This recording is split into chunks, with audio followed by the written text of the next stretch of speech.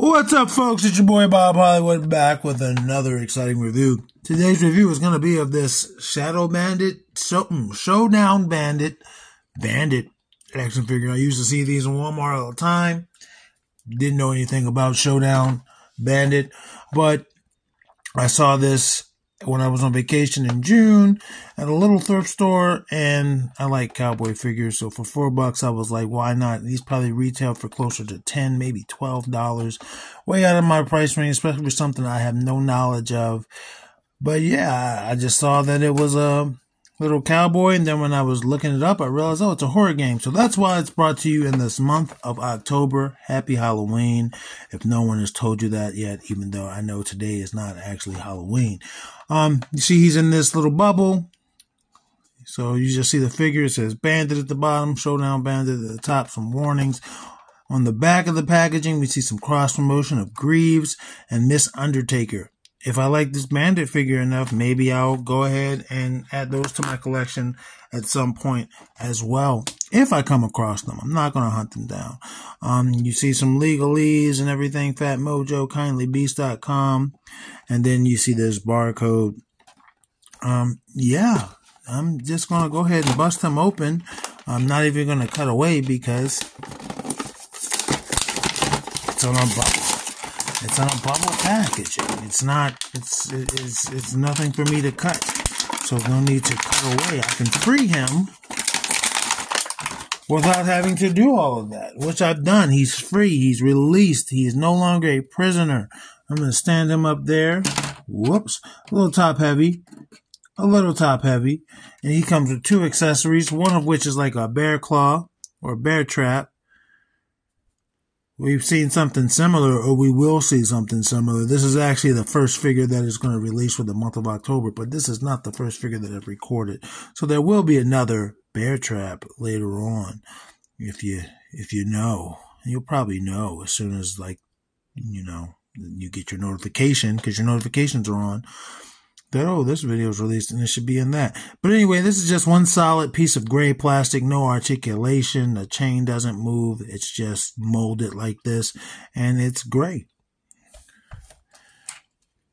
And then here, I guess, is his gun. It's a little pistol, but it has a crank on it. It does not move, obviously. It's one solid piece of plastic, but it has a crank. I don't know how it functions in the game. It has a lot of colors on it: black, purple, yellow, orange, gray. So yeah, it's colored out. I'm going to see if he can hold it. Both of his hands appear the same. I don't know if he can. Hold on, shut me right the fuck up. He's holding it awkwardly, but it's in his hand. But yeah, he's holding it. Nowhere to store it on him. So when it's not in his hand, it's just not around. Now let's look at the man of the hour. I want to lower my camera even more. Let's look at the man of the hour, Bandit. I don't know if he's a main character. I know nothing. I don't know if he's a villain. I know nothing about the guy. I just see he has orange hair. He looks like he's made out of wood. I think they are puppets. I'm not sure, but it looks like his face is wood. If you look closely, you can see like the line.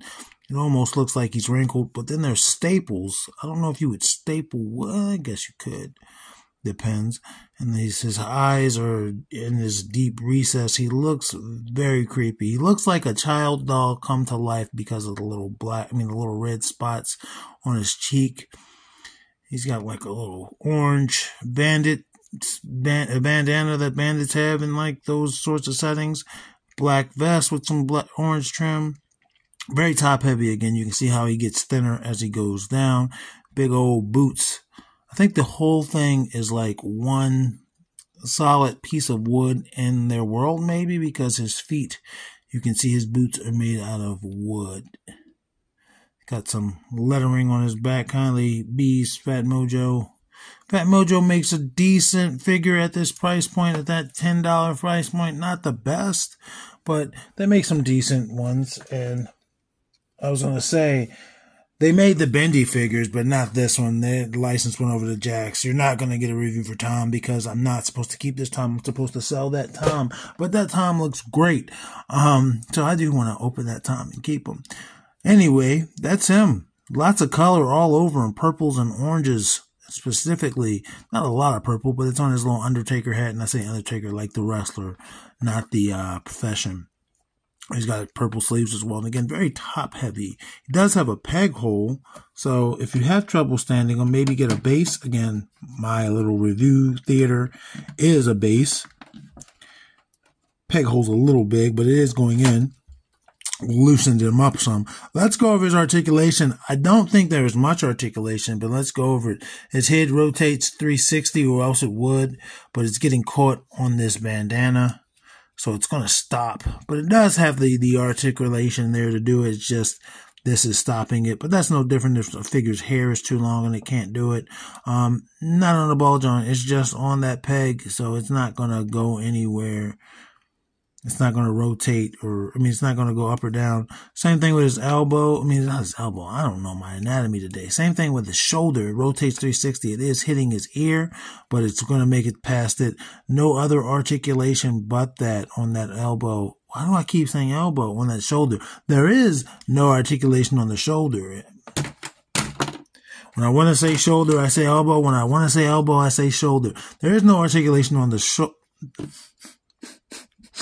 There is no articulation on the elbow. It looks like there is, but it's not. It's just the sculpting. So there's no articulation in his arms other than that shoulder, no hand, anything. Nothing at the waist. His legs go forward. They do that, but they can go back too. I feel like that's going to break it. Nothing below that. So nothing. It's just 5 points of articulation here, folks. No ankle, no knee, no splits.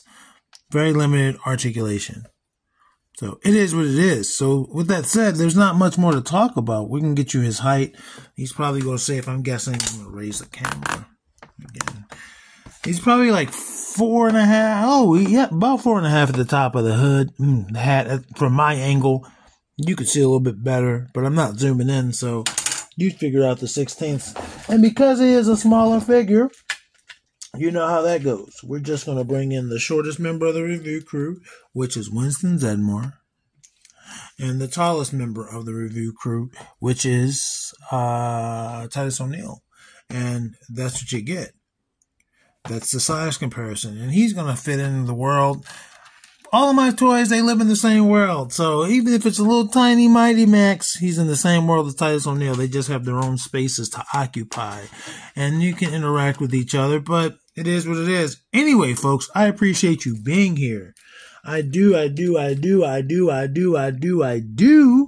Because guess what? This has been Bandit. I'm Bob Hollywood. This is Melodramatic Plastic, and you are awesome. Action figures speak louder than words.